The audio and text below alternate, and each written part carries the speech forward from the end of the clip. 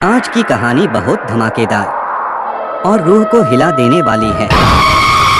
ये कहानी बहुत साल पहले की है और ये शुरू होती है सपनों के शहर मुंबई से, जहां हर किसी के सपने सच होते हैं। वही रूही नाम की एक लड़की भी अपने सपने पूरे करने के लिए आई थी। वो बहुत बड़ी एक्ट्रेस बनना चाहती थी और उसके सपने आधे पूरे भी हुए। वो एक्ट्रेस बन भी गई। उसने बहुत सारी ऊंचाइयों को छुआ, लेकिन एक बार कुछ ऐसा हुआ जो उसने कभी सपने में भी नहीं सोचा था। एक बार वो शूटिंग करने के लिए एक गांव में गई। वो गांव जितना दिन में अच्छा था, उतना ही रात में भयानक था, लेकिन उसे इस बारे में कुछ पता नहीं था। नहीं किसी ने उसे बताया। वो उस गांव में शूटिंग के लिए जाती है और एक दिन अच्छे से उसका निकल जाता है, पर दूसरे दिन उसे कुछ अजीब लगने लगता है। दिन में तो वो बिजी रहती थी, लेकिन रात में उसे हर पल ये महसूस होता था कि कोई औरत उसके पास बैठी है। वो डर गई और सुबह ही सबसे कहा उसे यहाँ से जाना है, लेकिन डायरेक्टर ने उसे ना कह के उसे समझाया कि कुछ नहीं होगा, हम सब हैं ना साथ में करके उसने उनकी बात मान ली। बस वही उसकी बात मानना उसकी जिंदगी की सबसे बड़ी गलती बन गई।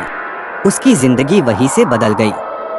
वो शूटिंग करने के लिए रेडी होने एक कमरे में गई। वहाँ बहुत सारी अजीब चीजें होने लगी, पर उसने ध्यान नहीं दिया और रेडी होके वो बाहर चली गई। तभी उसे याद आया कि उसका फोन अंदर रह गया है। वो फोन लेने वापस गई। रात का शूट था, शाम वैसे भी हो गई थी, सूरज ढल चुका था और वहां जैसे ही उसने वापस कमरे में पैर रखा, वहां लाइट चली गई। एकदम काली रात के जैसा अंधेरा हो गया। उसे कुछ दिखाई नहीं दे रहा था। फिर भी वो अंदर गई। बस ये थी उसकी दूसरी और आखिरी गलती। उसने अंधेरे में एक पुराने मंगलसूत्र पे पैर दे दिया।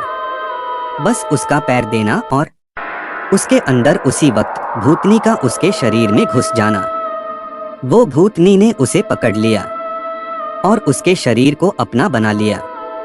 और फिर बहुत देर होने के बाद भी रूही जब नहीं आती है शूटिंग के लिए, तो डायरेक्टर किसी को भेजते हैं, पर वो वापस आ जाता है और कहता है कि वो दरवाजा अंदर से बंद है।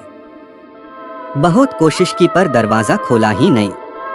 तो डायरेक्टर खुद उसे बुलाने के लिए जाते हैं और उस दरवाजे की चाबी लेके जाते हैं।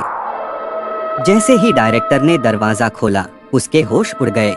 उसने देखा तो रूही दुल्हन के कपड़ों में सजी हुई थी और खुद से बातें कर रही थी। बिखरे हुए बाल और उसके बड़े बड़े नाखून। ये देख के डायरेक्टर ने डर डर के पूछा, रूही ये सब क्या है? तो वो पीछे मुड़ी और वो इतनी भयानक दिख रही थी और उसी भयानक आवाज से बोली, तुम सब ने मुझसे मेरा प्यार छीना है। मुझे और मेरे पति को शादी के दिन ही मार दिया था। अब मैं तुम सबको नहीं छोड़ूंगी, मैं सबको मार दूंगी करके जोर से हंसने लगी और यहाँ वहाँ रूम में घूमने लगी। ये सब देखकर डायरेक्टर जोर से चिल्लाने लगा। तभी वहां सब आ गए। सब ने ये देखकर अपने होश खो दिए और सब डर के मारे चिल्लाने लगे और वहां से सब भाग गए, लेकिन रूही उसी आत्मा के साथ रह गई।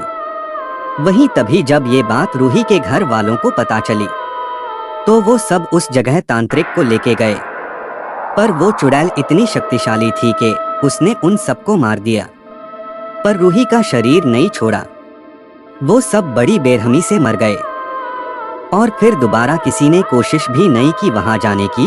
और आज भी रूही का शरीर उस आत्मा के पास है। वो आत्मा अब खुले आम घूमती रहती है उस जगह और कोई वहां अब नहीं जाता। रूही तो कब की मर गई, लेकिन उसका शरीर उस चुड़ैल का बनकर रह गया।